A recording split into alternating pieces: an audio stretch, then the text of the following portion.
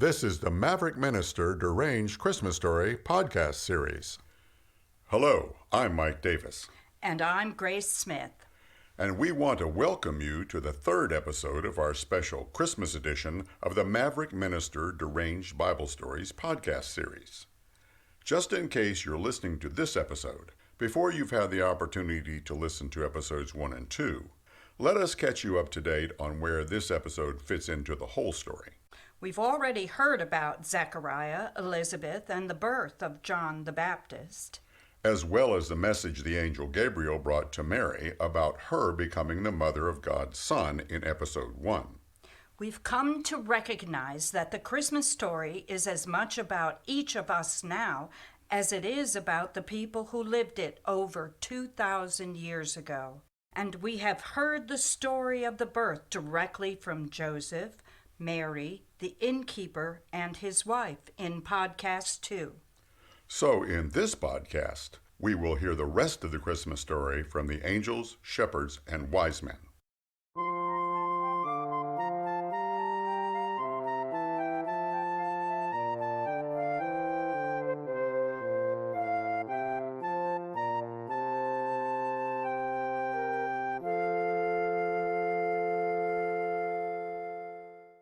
The following is an interdivision heavenly memorandum from the Archangel Gabriel, Chief Trumpeter and Executive Vice President of Communications, and it is written to the Archangel Raphael, Artistic Director of all angel choirs and celestial productions.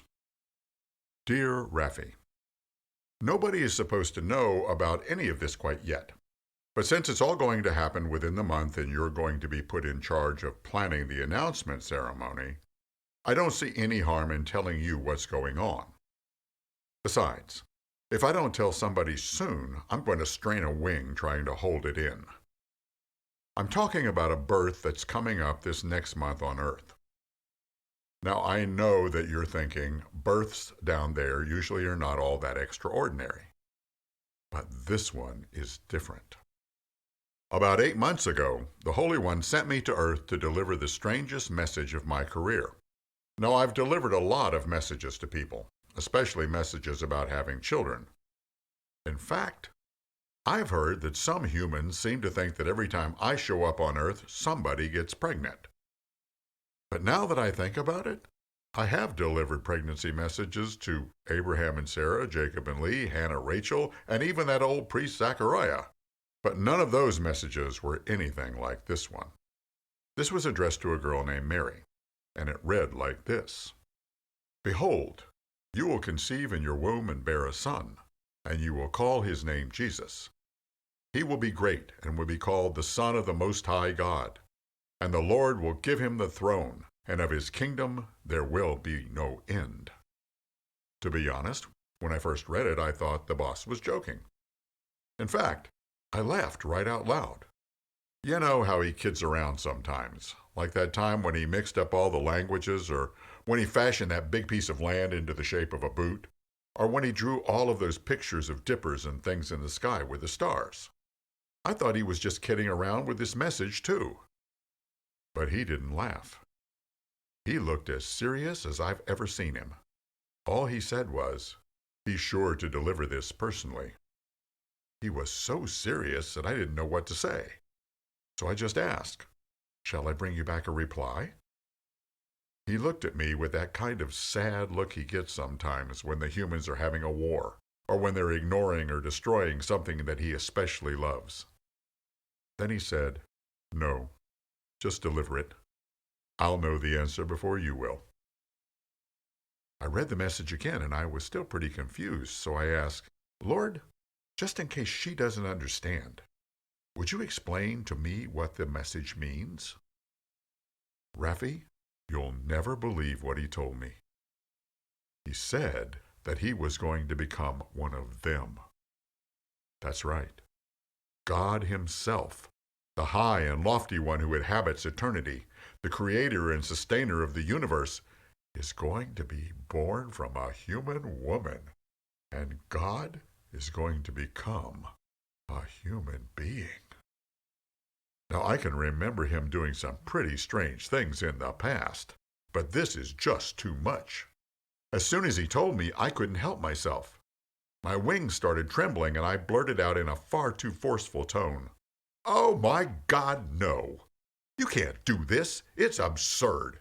It's preposterous. It's dangerous. They don't listen to you now. Why would they listen to you as one of them? They aren't going to accept you. Why, they could even try to kill you. Why would you even think of putting yourself through the pain and confusion and uncertainty of their lives? God, this is crazy." Suddenly, I realized who I was talking to, and I felt myself begin to shake all over. I was pretty loud, and everybody nearby had heard me, and there was a kind of deadly silence. All I could think about was what happened to that other angel right after he got finished screaming at God.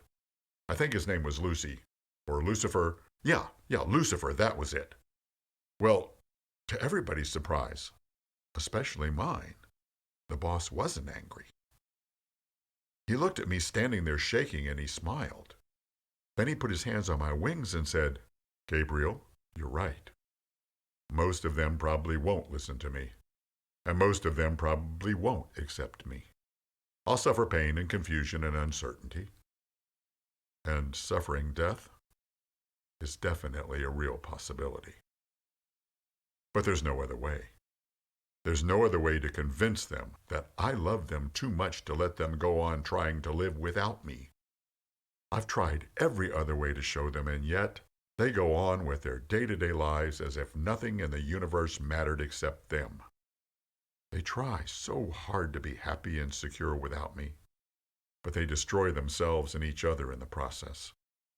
They live out most of their lives in fear without any real hope or meaning or joy. And I love them too much to let them go on like that any longer. Just maybe by becoming one of them, I'll finally be able to convince them that I'm real, and that I created them for nothing more than to love and to be loved." You're right, Gabriel. This is crazy.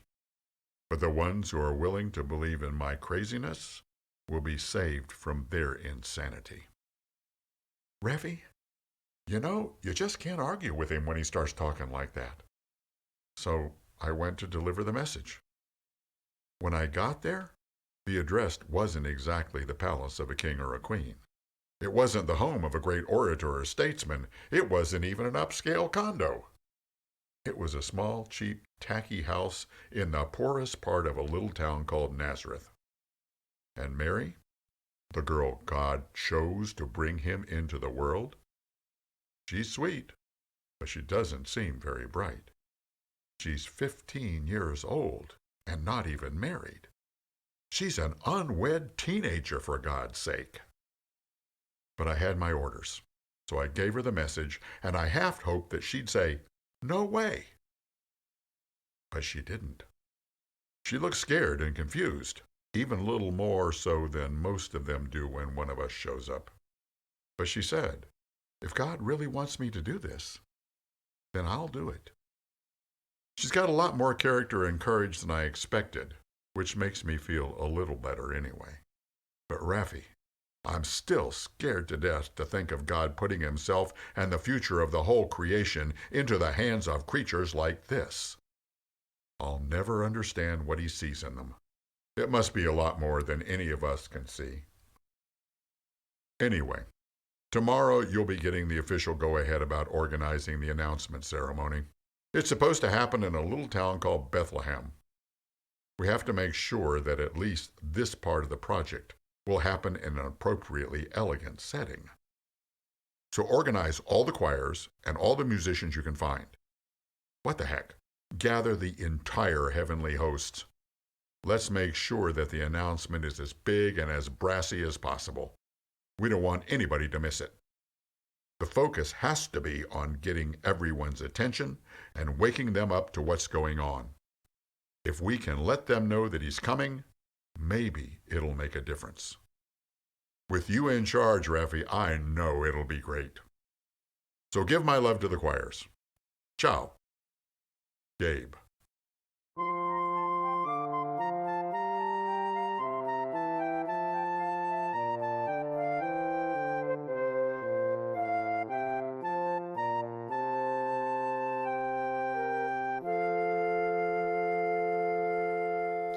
Interdivision Heavenly Memorandum from the Archangel Raphael, Artistic Director of all angel choirs and celestial productions, to the Archangel Gabriel, Chief Trumpeter and Executive Vice President of Communications. Dear Gabe, so sorry you couldn't make it to the announcement ceremony last night, but wing sciatica is just about the most painful thing in the universe. There are two kinds of angels, you know, those who have had wing sciatica and those who are going to have it. I hear the best treatment is just to rest and take it easy. At any rate, I do want to let you know how things went. It was just brilliant and so exciting. As you suggested, we cleared all the clouds away, and the polished stars were incredible. Oh, you should have seen them. They were more vivid and dazzling than when he first made them. And that extra star for the birth was just the right touch, too. It was luminous, but in good taste. And you could see it clearly from just about anywhere in the world. You know, I heard that some intellectual types from the Far East were really impressed by it, and that they were putting together an expedition to research and follow the star wherever it goes. It is a bit more encouraging to think that at least a few of these humans do seem to have good taste. But Gabe, really, who made the hotel arrangements for the birth? Simple can be nice, but having God born in a stable takes tacky and caress to a whole new level.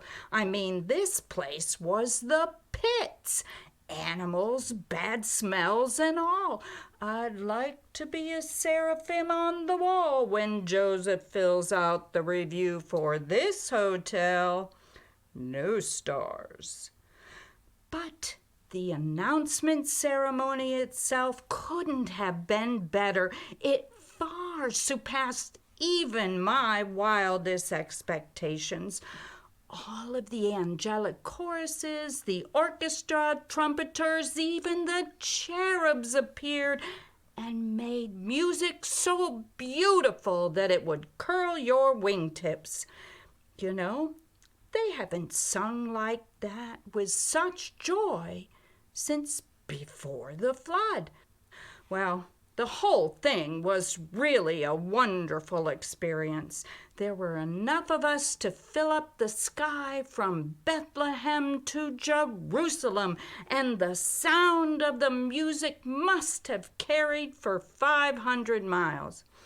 When we first appeared and started to sing, I could see some shepherds in a field who saw us right away, and afterwards I thought we were going to have to give them CPR. I sent the angel herald to tell them that everything was all right and that God was being born in Bethlehem. You know, the shepherds must not have been very bright people, because after they heard the news and left to find the baby, all they did was keep singing this song that went, "Hark, herald, the angel sings glory to the newborn king." Oh, God, I hope that never catches on. But, Gabe, the most surprising and disheartening thing was that no one else even noticed us. All of the excitement and joy and peace and love that we were singing about, everything that we were trying to tell the world, except for a few shepherds, it was all missed. People walked down the streets without ever even looking up. People sat in their houses, too engrossed in their own business to notice that we were singing and that God was close enough to touch. You would have thought that somebody else would have seen us. At least some of them should have heard us, but except for those few shepherds, no one did. Honestly, I just don't understand it. It is as if these creatures have been completely out of touch with reality for so long that drab emptiness just seems normal to them. They don't expect there to be anything more to life than their businesses, their bank accounts, their families, their relationships, their countries, their world. And none of those things are really even theirs. They can't seem to even imagine life as anything more than just going from one problem or worry or concern to another. They're lost in the forest of their own self-centeredness, and they have been lost for so long that they have come to believe that being lost is normal. As if they have forgotten how to look up and see the stars. And us. Gabriel, after seeing humans like this, I can understand why he came to them. This way maybe he can convince them to follow him out of that forest, or at least maybe in the midst of the forest, he can show them how to look up and see what life is really all about. And if we're lucky, he'll be able to get them to see us, too. Anyway, now they have a chance. I hope you feel better soon. Love, Raffi. Oh, and by the way, Merry Christmas.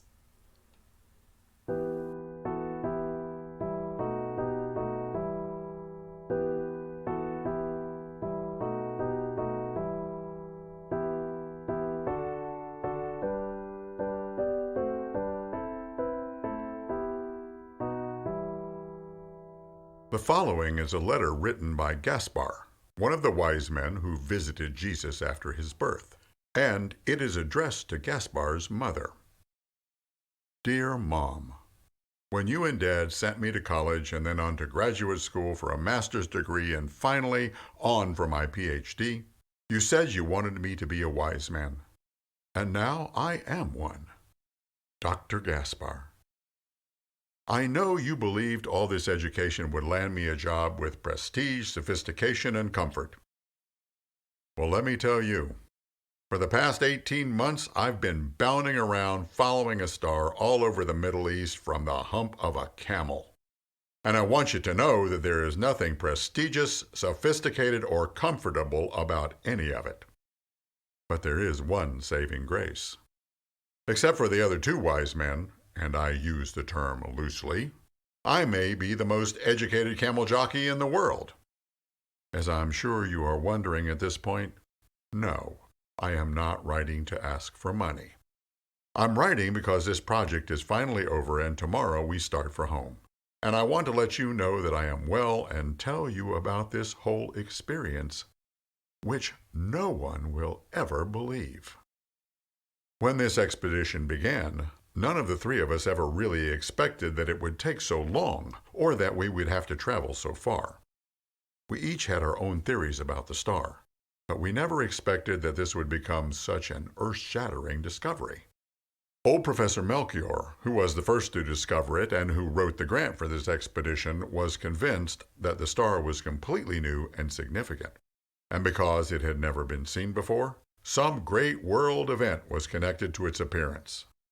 I just figured it was a comet or a nova or something that would be a passing fad.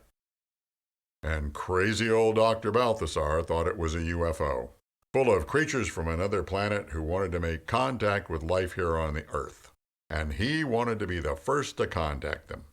The truth is that if he was the first, they could rule out any first contact with intelligent life.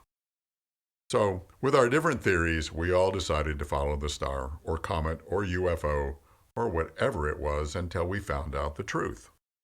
Actually, I didn't want to go. But Melchior is the head of the wisdom department, Balthasar is an associate professor, and I don't have tenure yet. So I went.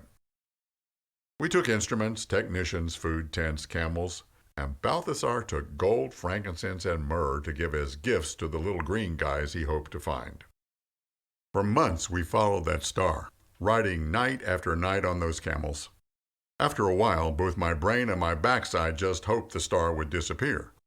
But it didn't. We went from village to village and town to town. People would ask, "Where are you going?" We'd say, "We're not sure." They'd ask, "What are you doing?" We'd say, "Following that star." They'd ask, "Why?" We'd answer, "We don't exactly know." Then they'd say, "And they call themselves Wisemen." Nobody took us seriously. It was embarrassing. Finally, we came to a city called Jerusalem, the capital of a country called Israel, and there were some people in that city who did take us seriously. They asked us the same questions everyone else had been asking, and when we told them what we were doing, they took us to see their king. I believe his name was Harry, or Herod, or something like that. I have it written in my notes somewhere. He was kind of a sleazy-looking fellow. Hardly the kind of person that you'd be comfortable buying a used camel or a watch from. I told Balthasar to keep quiet about the gifts, especially the gold, until we got out of town. We asked about using their library, but they didn't have one. This Herod called together some of what he called scholars. They seemed more like politicians to me. They told us about a legend which said a star would appear when the greatest king in Israel, who was destined to change the whole world, was born. They said this king was supposed to be born in a little cow town called Bethlehem, about 6 miles due south of Jerusalem. Since the star appeared almost 2 years ago, I thought, great, we've been traveling on these stupid camels for 18 months to see a toddler king. What a thrill. Balthasar was as disappointed as I was. No flying saucer, no green men. But old Melchior seemed more excited than when we had first seen the star. So after coming this far, it did seem kind of foolish not to finish the trip, even if it was only to see a little kid. So up on old Betsy once again and on to Bethlehem. On the way out of town, Herod said that as soon as we found this king, we should be sure and let him know where the baby was so that he could pay a visit to him in Bethlehem too. Melchior said he would. But I didn't even want to get anywhere close to this King Herod again. The guy made my skin crawl. So we rode into Bethlehem at about 3 o'clock in the afternoon. We got a hotel, got the camels taken care of, and then waited for it to get dark. You know, the hardest thing about following a star is that you can only do it at night. Well, the star rose early in the evening, and we followed it to sort of a lower middle-class house in a blue-collar suburb of the town. It certainly wasn't what any of us expected. We were looking for a king, not a plumber. But the star said the king was there. Old Balthasar had unpacked the gold, frankincense, and myrrh as gifts to the new king. Just because he wasn't green, there was no point in hauling them all the way back home. So we knocked on the door, and a very plain woman answered. We figured it was the maid. She turned out to be the king's mother. She looked a little surprised at how we were dressed. But in our country, visiting kings is a dress-up affair. We explained that we had followed a star and we were looking for the king. She didn't seem nearly so surprised about that. She invited us in, and we didn't even have to ask where the king was. He was sitting on the floor playing with some pieces of wood. Mom, when that child looked at us, something happened that I just cannot explain. When he looked into my eyes, it was as if he had reached into my psyche. No, it wasn't my psyche. It was like he had reached into my very soul and taken hold of it with his hands. He was only a little child, but I saw in his eyes more wisdom than I will ever know. I felt like a child in his presence, and later on, I found out that each of us had felt the same way. He smiled at us, and it was as if we were filled with what I can only describe as an overwhelming sense of peace, like everything in the world was in harmony and life was what it was meant to be. I felt absolutely joyous. Now, I'm not sure I've ever really experienced joy, so I don't have any real context for it, but joy is the only word that comes to mind. The reality is that I have never felt that way before, and I have never felt that way since. The next thing we knew, we were on our knees worshiping this child. Now, you know very well that worship and religion have never been a big part of my life, but at that moment, worship was the only thing I could think of to do. It seemed as easy and as natural as it could be. Anyway, we gave the child the gifts, and then we left and went back to the hotel. That child is every inch a king, but he's a whole lot more than that. He's something that I cannot even begin to describe. Just those brief moments with him have caused something to be changed in me. I'm not sure yet what it is or what it all means. It's as if the star we were following has suddenly flared up inside of me. I've never felt better in my life. Balthazar and Melchior say basically the same thing. Melchior said it was as if, by finding the child, the star had become part of us. Now that definitely sounds pretty far-fetched, but oddly enough, we can't seem to locate the star in the sky anymore. We have no way to explain that, but we are going to continue to research it when we get back to the university. I'm sorry for rambling on about this bizarre story so much, but I want you to know that because of it, I've never been happier in my life. Anyway, we are on the way home, and I'll be seeing you soon. I just want you to know how much I love you and Dad, and how I am looking forward to seeing you both. Sincerely, your son, the Wise Man.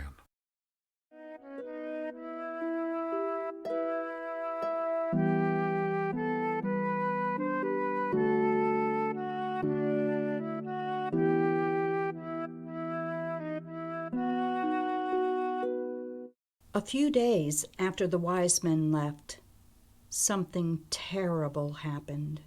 We had to run away from Bethlehem.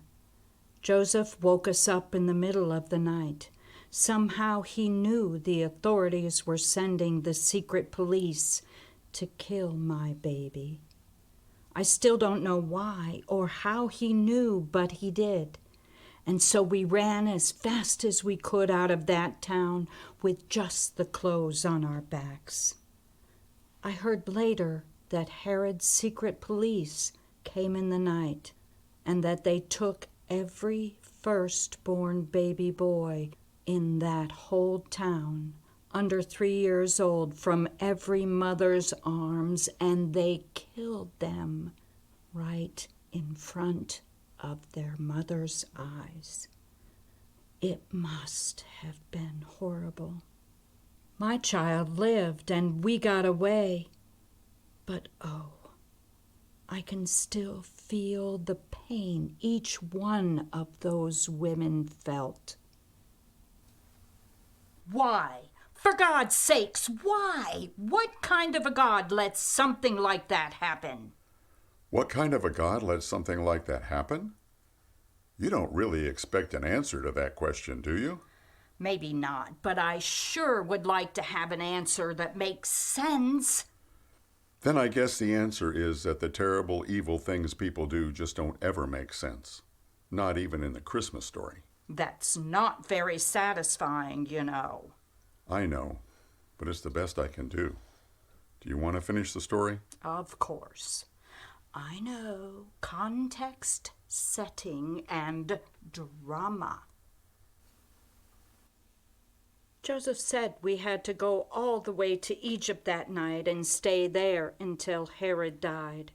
He found a place for us to rent, and as always, Joseph opened a carpentry business and was able to provide for us. He was such a good man and always a good and dependable provider.